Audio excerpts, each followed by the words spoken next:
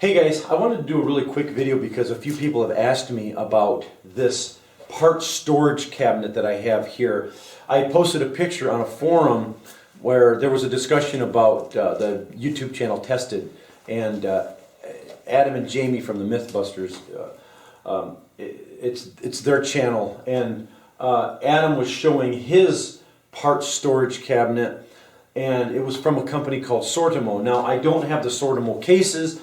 I bought these from Harbor Freight, and the price now on these is $8.99, and the Sortimo are, when I looked them up, they're like 40 bucks or so, and so I couldn't justify, because I needed so many, I couldn't justify spending that much money. Although I'm sure that they're worth it, probably much better quality than these. These are, you get what you pay for. But these work perfectly fine for me. Now this cabinet holds 34 of these size cases here, and it holds 8 of the taller ones, which are right here. This is for like screws and nails and things like that. And then on the top, I've got 4 of these smaller ones. I haven't decided what I'm going to do with the top here. That's why it's open right now. But so it holds 34, 4, and 8 down there. And I've got it sitting. It's on 6 casters, and the casters are rated for 200 pounds each. So the casters are rated for 1,200 pounds. Now, this cabinet is only 11 inches deep here. Well, basically it's 11 and a half because I have a 1/2 inch backing on it. And I didn't want to make the cabinet as deep as these because I wanted to be able to grab these. So these stick out just a little bit. So they go in far enough to stay, but I didn't want to ding my fingers up when I wanted to go grab one of these and pull it out. Now, I built the base of this, and I'll show you a better shot from the side. The base on this is twice as wide as this cabinet is, and the reason being is because I'm going to put another cabinet on the other side facing the other way, and it's going to hold like paint and things like that, and lots of other material, and not more of the but so as it sits right now, this thing being narrow and tall, it is top heavy, and if I pull on it, it will pull over, but I've got my air compressor sitting on the back, so it balances it out. And so if you're going to build one of these, you're going to have to keep that in mind, and that it's a tall leaning tower is what it is if you don't secure it somehow. But when I put the cabinet on the back and put weight on the back side of it, it's going to balance it out, and it's going to be perfect. Even just that air compressor balances it. So you might want to keep that in mind if you're going to build one of these, or build it directly on the floor and not have it rolling. But I wanted mine to roll because when I do put it on the other side, I'm going to spin it so that I can get to both sides. And then if I wanted to move this at some point, I can move it. It's pretty heavy. I mean, it weighs a lot, but I can move it just myself, and so I can basically put it anywhere I want to. So anyways, I'll give you a shot from the side. Now, I did see some people who had I routered a 1/4 inch dado along the sides here on both sides, and in the middle I put a dado on each side of the middle piece, and it's 3/4 inch plywood on the sides and in the middle, and 1/2 inch plywood for the shelves. Some people I had seen on the internet, after I had done this and decided to make a video, I went and searched on the internet. There were actually some people on YouTube that have built them, not this big, but they had taken just a small piece, like 1 inch or so, and then slid it into the dado, and so these just slid on 2 small pieces here. I didn't want to do that because of the weight of some of these.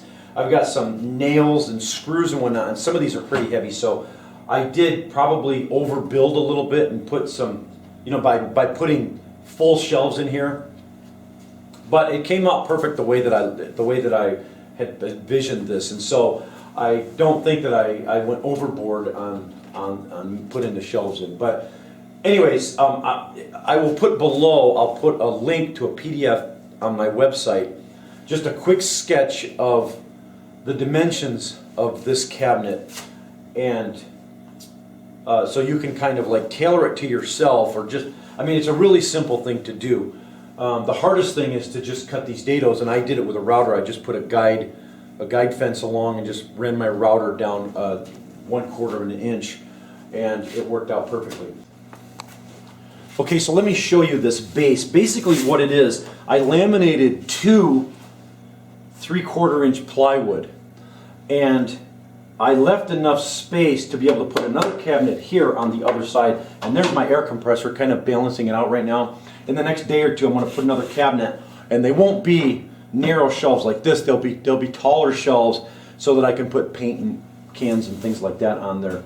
But this is what I mean. I put the casters here. I got 2 here, 2 on the other side, and 2 running down the middle. So those casters should be able to hold all the weight that I'm going to put on here.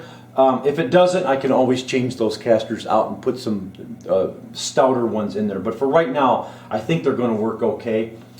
But that's something that you're going to have to use your own judgment if you build one of these, how much weight you're going to have on there, and then accordingly put casters on there that will hold that weight. Now, it does move just fine right now.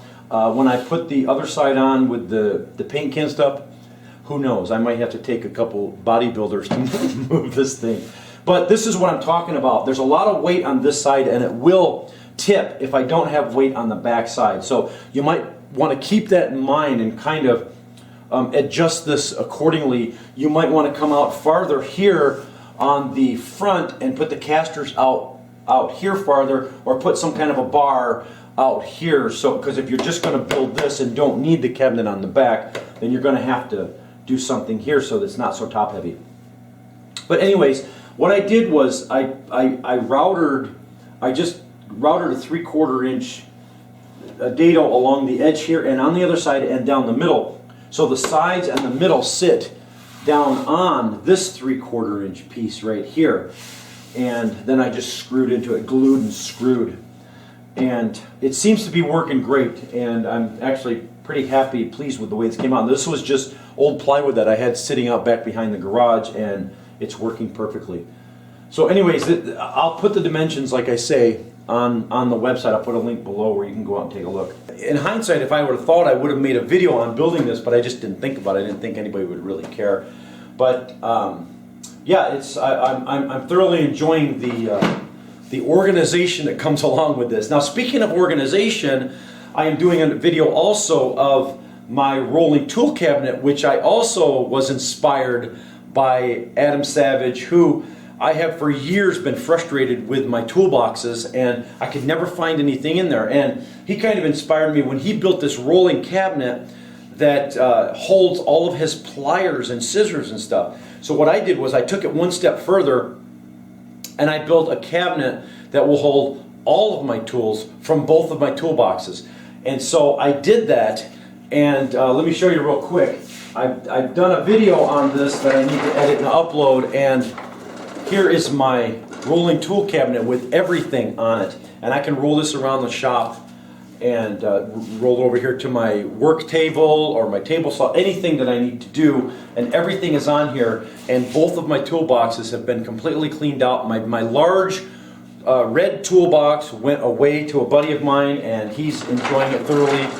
And I no longer have to open drawers and search through them and have to just get so frustrated and go buy a tool because I can't find one that I need, which has been the bane of my existence. So I did keep one of my toolboxes for overflow. Like, I've got 6, 7, 8 wrenches, and I've got, 9 claw hammers. I have no idea why I have 9 claw hammers, but I didn't know until I started pulling everything out of those drawers. But anyways, I know I'm digressing, but I just wanted to kind of give you a heads up so you guys can keep watching for that video, and I'm thoroughly pleased with that also. I'm just organizing my life is what I'm doing. But anyways, there's my rolling parts storage cabinet for everybody who had asked about it, and I'll put a link below where you can go out and I'll show you where you can get these labels, and I'll put a link to Harbor Freight on the cases, and then I will also put a link to the PDF with some quick dimensions of this cabinet that you can adjust